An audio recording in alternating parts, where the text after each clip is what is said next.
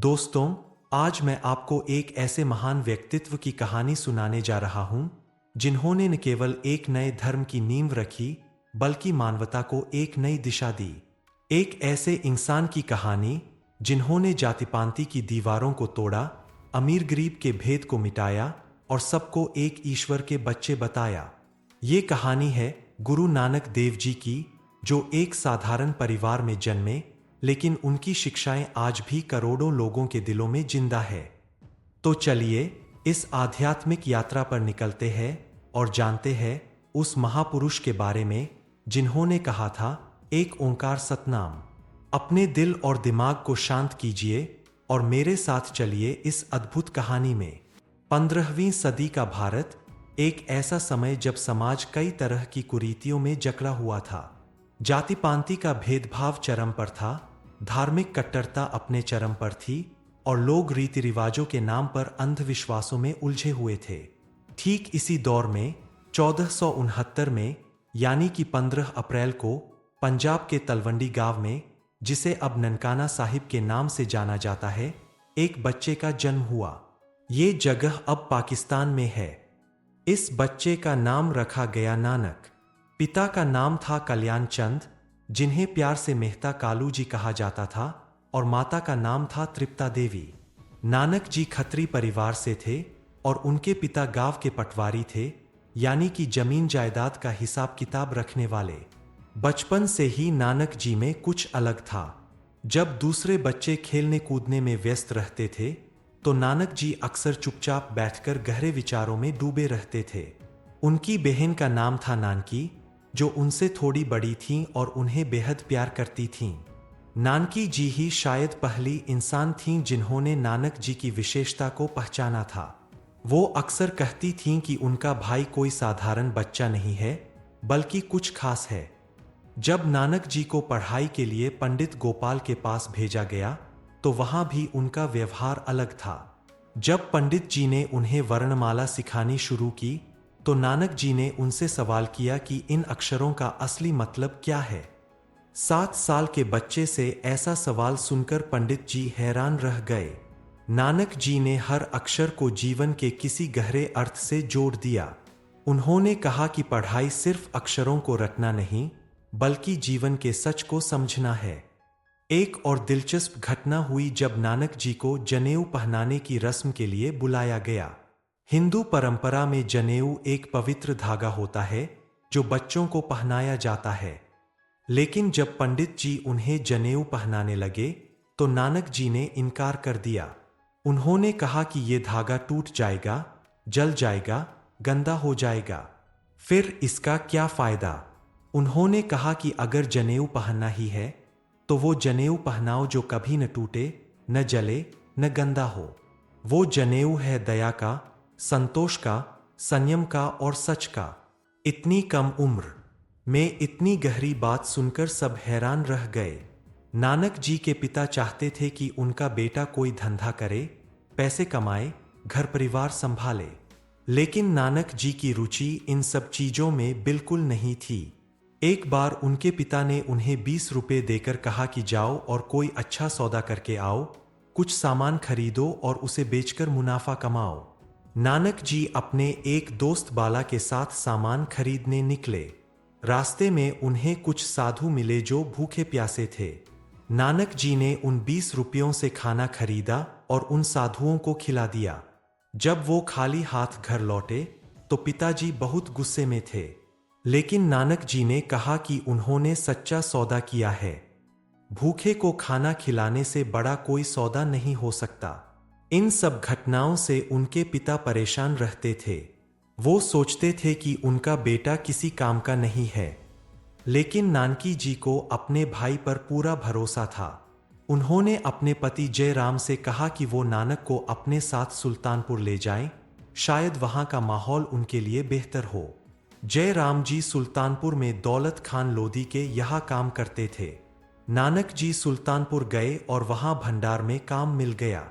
सुल्तानपुर में नानक जी की दिनचर्या बहुत अनुशासित थी। दिन में वो ईमानदारी से काम करते थे और सुबह शाम भजन कीर्तन में समय बिताते थे। उनके साथ उनके बचपन के दोस्त मर्दाना भी थे, जो रबाब बजाते थे। मर्दाना एक मुस्लिम परिवार से थे, लेकिन धर्म की दीवारें उनकी दोस्ती में कभी नहीं आईं। नानक जी और मर्दाना मिलकर कीर्तन करते थे और लोग उन्हें सुनने के लिए इकट्ठा हो जाते थे। इसी दौरान 16 साल की उम्र में नानक जी का विवाह सुलखनी जी से हुआ। सुलखनी जी मूलचंद जी की बेटी थीं। विवाह के बाद उन्हें 2 बेटे हुए, श्रीचंद और लक्ष्मीदास। नानक जी एक अच्छे पति और पिता थे, लेकिन उनका मन हमेशा परमात्मा की खोज में लगा रहता था। वो अपनी पारिवारिक जिम्मेदारियां भी निभाते थे, लेकिन उनके जीवन का असली उद्देश्य कुछ और था। सुल्तानपुर में रहते हुए एक ऐसी घटना घटी जिसने नानक जी के जीवन को पूरी तरह से बदल दिया। एक सुबह वो नदी में स्नान करने गए। वो नदी में गए और वापस नहीं आए। लोगों ने बहुत खोजा, लेकिन उनका कोई पता नहीं चला। 3 दिन तक उनका कोई अतापता नहीं रहा। सब सोच रहे थे कि शायद वो डूब गए, लेकिन 3 दिन बाद नानक जी वापस आए। उनके चेहरे पर एक अलग ही तेज था, एक दिव्य चमक थी। जब लोगों ने पूछा कि वो कहाँ थे, तो उन्होंने कहा कि वो परमात्मा के दरबार में थे। उन्हें दिव्य अनुभव हुआ था और उन्हें अपने जीवन का उद्देश्य मिल गया था। इसके बाद नानक जी 3 दिन तक चुप रहे। जब उन्होंने बोलना शुरू किया, तो उनके मुंह से निकले पहले शब्द थे, न कोई हिंदू, न कोई मुसलमान। ये शब्द उस दौर में एक क्रांति थे। उस समय हिंदू और मुसलमान के बीच बहुत तनाव था।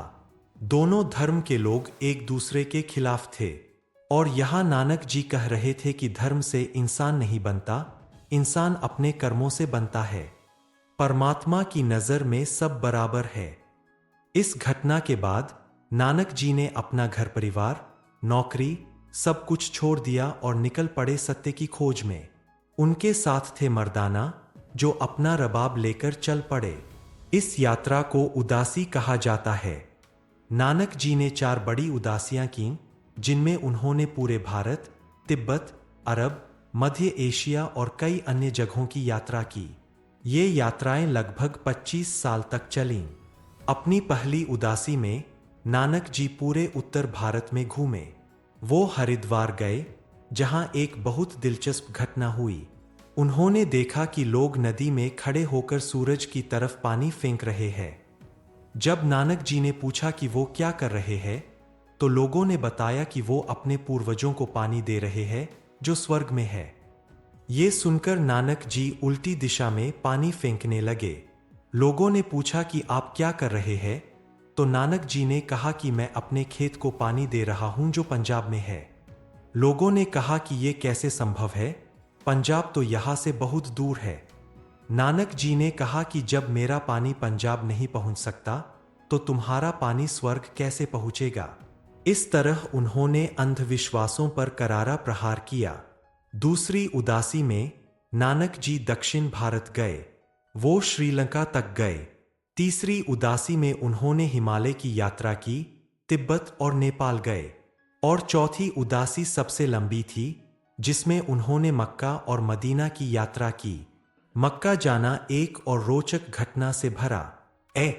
जब नानक जी मक्का पहुंचे, तो थके हारे होने की वजह से वो काबा की तरफ पैर करके सो गए। इस्लाम में ये बहुत बड़ा अपराध माना जाता है। एक मुल्ला ने उन्हें देखा और गुस्से में आकर कहा कि तुम काबा की तरफ पैर करके कैसे सो सकते हो। नानक जी ने शांति से कहा कि मेरे पैर उस दिशा में कर दो जहां खुदा नहीं है।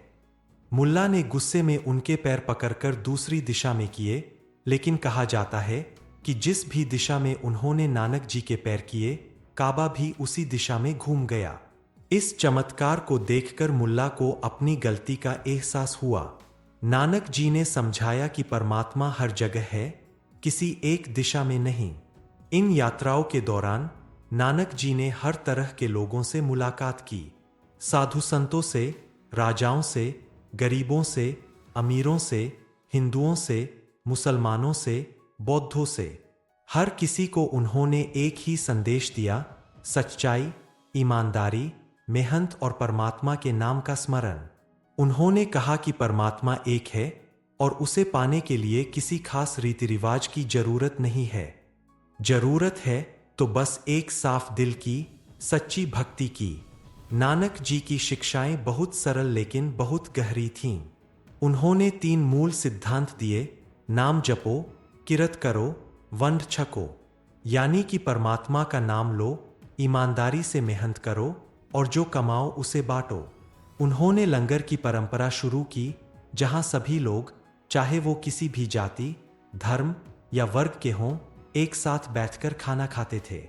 उस समय जब छुआछूत अपने चरम पर थी, ये एक क्रांतिकारी कदम था। एक बार की बात है, नानक जी मलक भागो नाम के एक अमीर आदमी के घर खाना खाने से मना कर दिया, लेकिन लालो नाम के एक गरीब बढ़ई के घर खाना खाया। जब मलक भागो ने पूछा कि ऐसा क्यों, तो नानक जी ने मलक भागो की रोटी और लालो की रोटी दोनों को हाथ में लेकर निचोड़ा। मलक भागो की रोटी से खून निकला और लालो की रोटी से दूध। नानक जी ने समझाया कि मलक भागो ने ये दौलत गरीबों का खून चूसकर इकट्ठी की है, जबकि लालो ने ईमानदारी की मेहनत से कमाया है, इसलिए उनका खाना पवित्र है। नानक जी ने औरतों को भी बराबरी का दर्जा दिया। उस समय जब औरतों को समाज में कोई जगह नहीं थी, नानक जी ने कहा कि औरत से ही जन्म होता है, औरत ही परिवार बनाती है, फिर उसे नीचा क्यों दिखाया जाए। उन्होंने सती प्रथा का विरोध किया, बाल विवाह का विरोध किया और कहा कि औरतों को भी परमात्मा की भक्ति करने का पूरा हक है।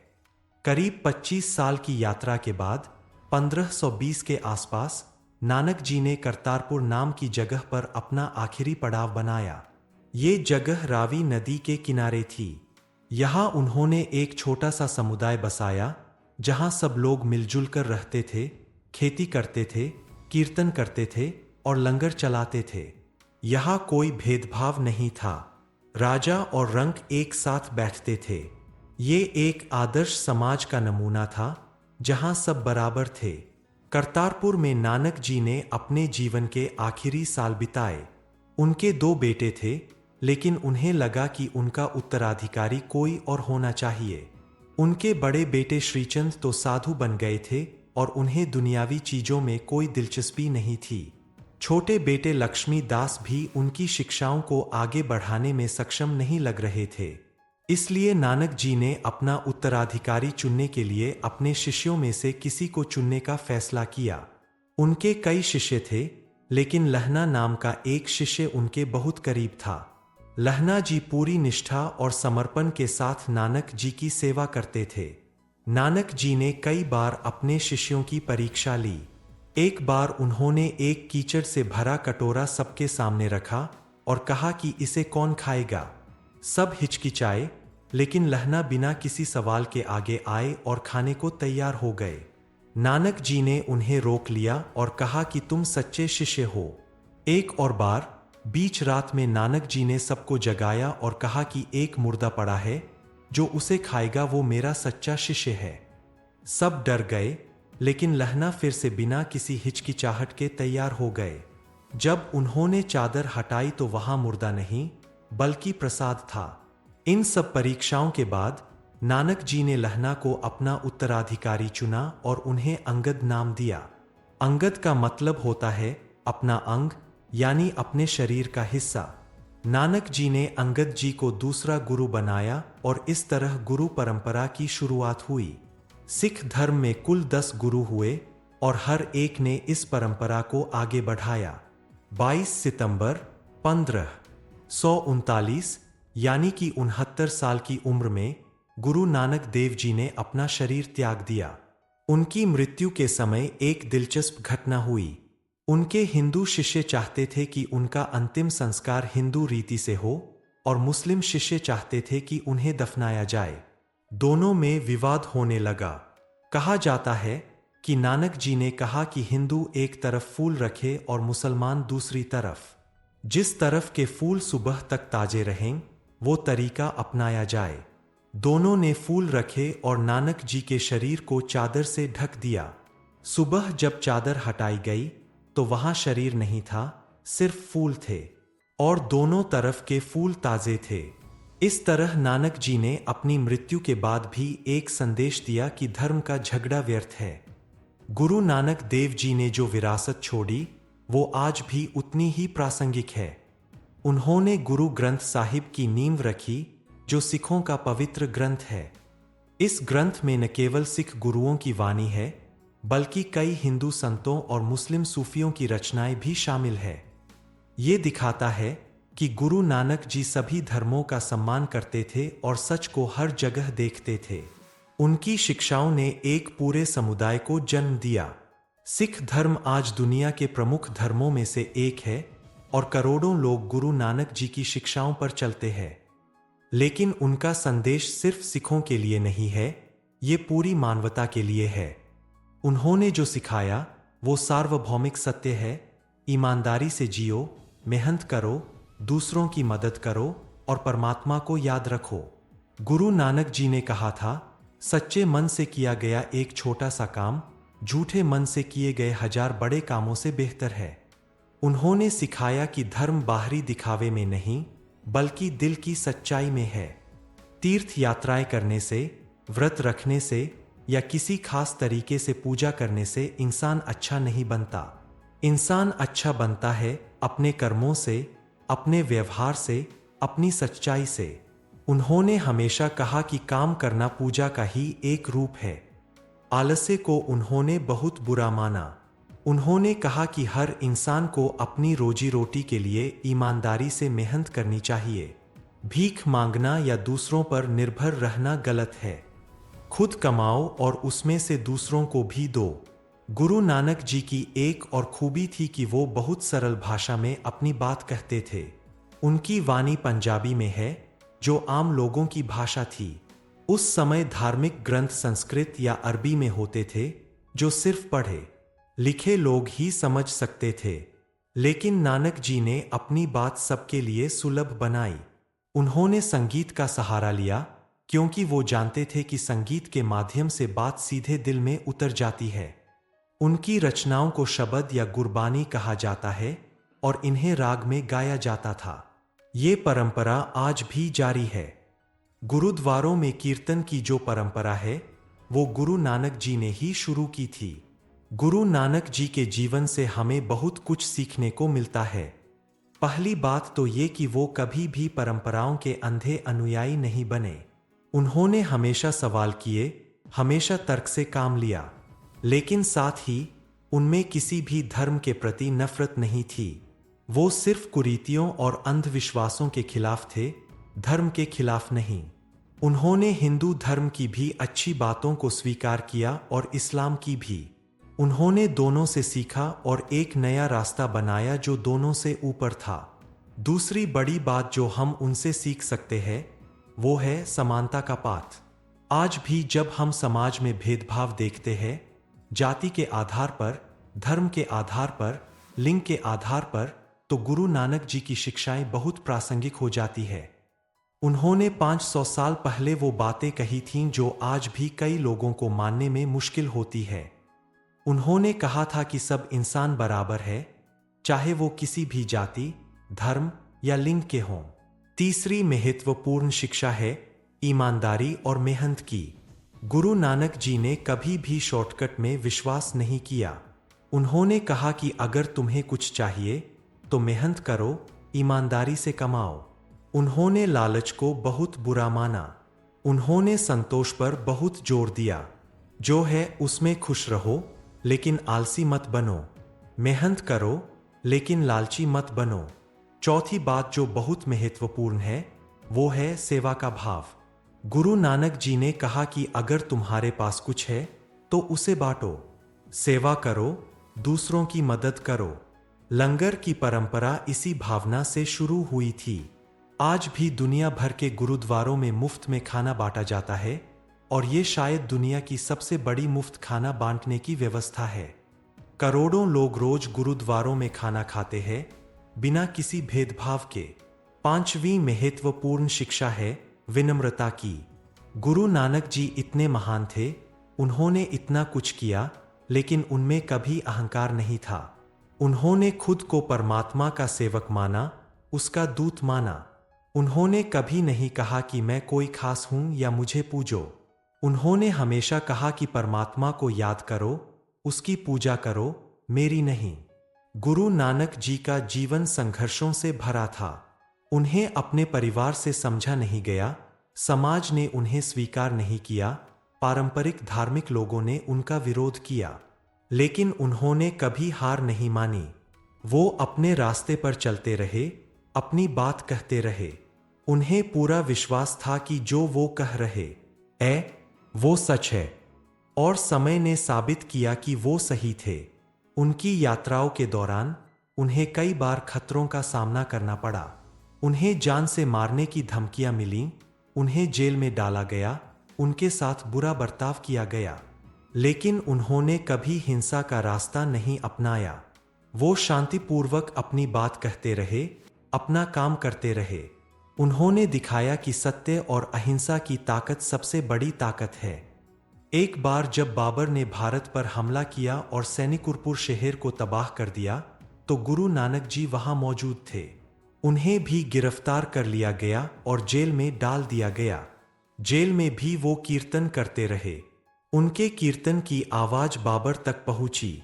बाबर ने उन्हें बुलाया और उनसे बात की। गुरु नानक जी ने बाबर को समझाया कि युद्ध और हिंसा गलत है, निर्दोष लोगों को मारना गलत है।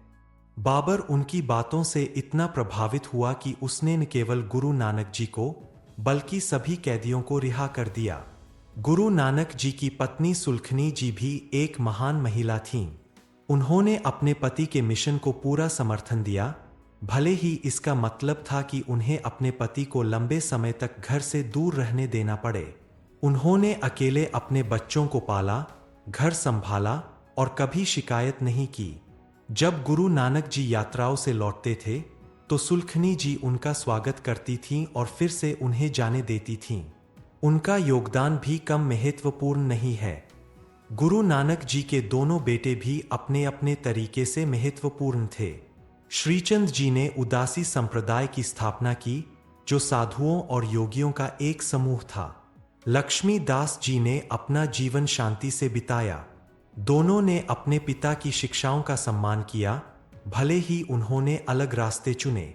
गुरु नानक जी की शिक्षाओं को आगे बढ़ाने में उनके 9 उत्तराधिकारी गुरुओं ने बहुत बड़ी भूमिका निभाई। गुरु अंगद देव जी ने गुरुमुखी लिपि को विकसित किया, जिससे गुरबानी को लिखा जा सके। गुरु अमरदास जी ने लंगर की परंपरा को और मजबूत किया। गुरु रामदास जी ने अमृतसर शहर की स्थापना की। गुरु अर्जन देव जी ने गुरु ग्रंथ साहिब को संकलित किया। गुरु हरगोबिंद जी ने सिखों को हथियार उठाना सिखाया ताकि वो अत्याचार के खिलाफ लड़ सकें। गुरु हर राय जी, गुरु हर किशन जी और गुरु तेग बहादुर जी ने भी अपने अपने तरीके से सिख धर्म को मजबूत किया। और आखिर में गुरु गोबिंद सिंह जी ने खालसा पंथ की स्थापना की और गुरु ग्रंथ साहिब को अंतिम और शाश्वत गुरु घोषित किया। गुरु नानक जी ने जो बीज बोया था, वो इन गुरुओं ने मिलकर एक विशाल वृक्ष बना दिया। आज सिख धर्म दुनिया भर में फैला हुआ है। कनाडा, अमेरिका, इंग्लैंड, ऑस्ट्रेलिया, हर जगह सिख समुदाय मौजूद है।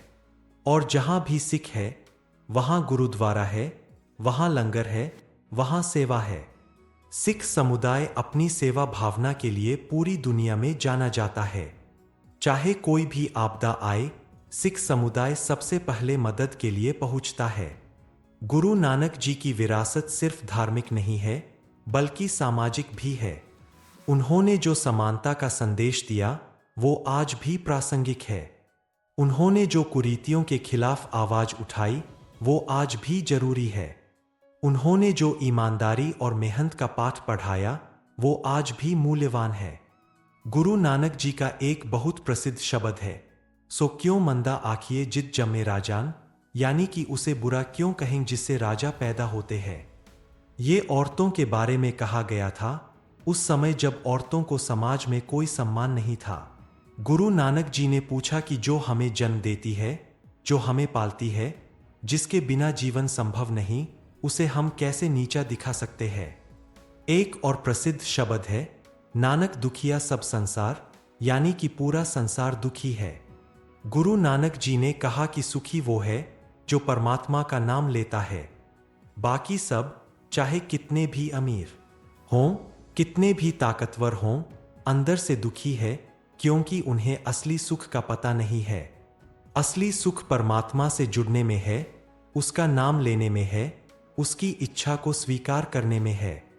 गुरु नानक जी ने हुक्म की अवधारणा दी। हुक्म का मतलब है परमात्मा की इच्छा।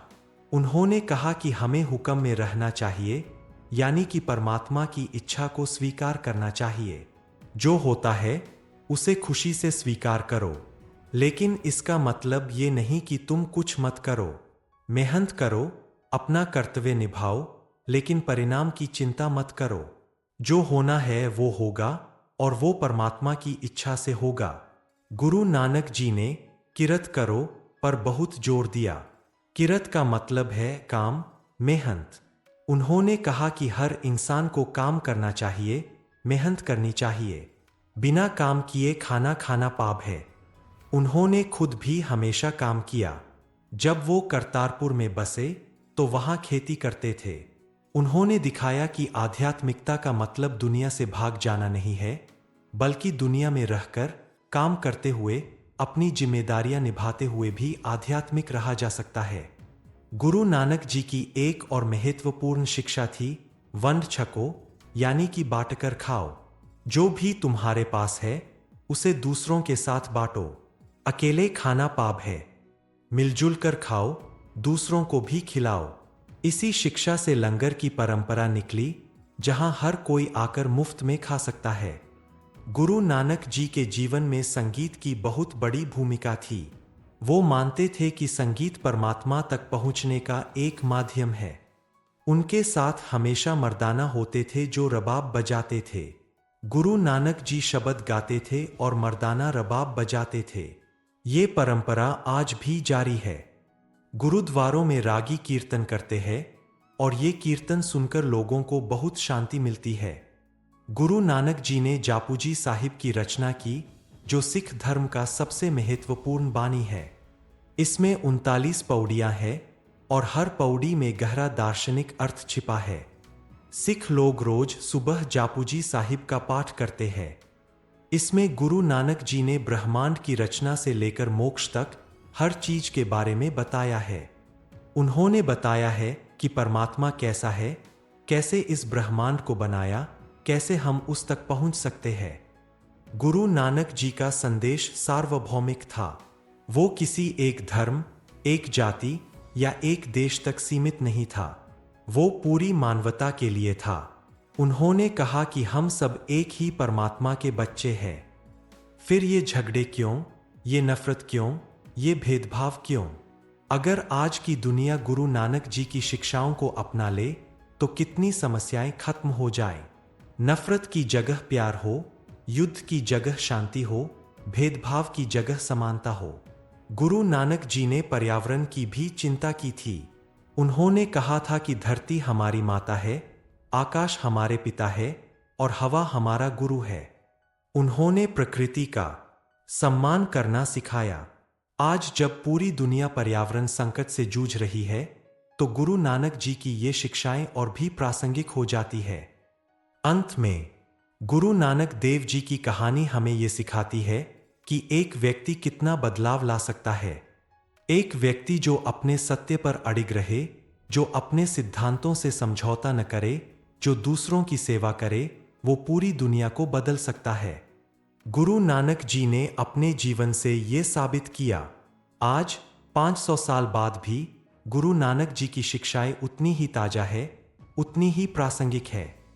उनकी वाणी आज भी लाखों लोगों को रास्ता दिखाती है, शांति देती है, प्रेरणा देती है। उनके द्वारा स्थापित सिख धर्म आज भी फल फूल रहा है और उनकी शिक्षाओं को आगे बढ़ा रहा है। गुरु नानक देव जी का जीवन एक प्रकाश स्तंभ है जो अंधकार में रास्ता दिखाता है। उनकी शिक्षाएं एक नदी की तरह है जो हर प्यासे को पानी देती है। उनका संदेश एक बीज की तरह है जो हर दिल में प्रेम और शांति का वृक्ष उगा सकता है। हमें बस उनकी बातों को सुनना है, समझना है और अपने जीवन में उतारना है। तभी हम सच्चे अर्थों में उन्हें श्रद्धांजलि दे सकते हैं। तो दोस्तों, ये थी गुरु नानक देव जी की जीवन यात्रा। एक साधारण बच्चे से लेकर एक महान गुरु बनने तक का सफर। एक ऐसा सफर जो हर किसी को प्रेरित करता है, हर किसी को रास्ता दिखाता है। मुझे उम्मीद है कि आपको ये कहानी पसंद आई होगी और आपको कुछ सीखने को मिला होगा। गुरु नानक देव जी की शिक्षाएं हमेशा हमारे साथ रहें और हम उनके बताए रास्ते पर चलें। वाहे गुरु जी का खालसा, वाहे गुरु जी की फतेह।